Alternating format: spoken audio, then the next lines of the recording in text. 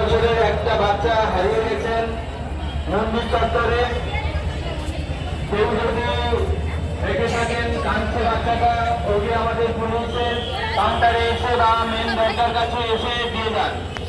সকল দর্শনার্থীদের উদ্দেশ্যে জানানো হচ্ছে 5 থেকে 6 বছরের একটা বাচ্চা হারিয়ে গেছে মন্দির চত্বরে।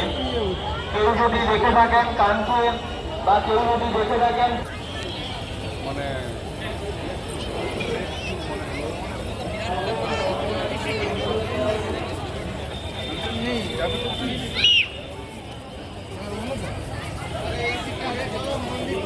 ওইদিকে চলে গেল।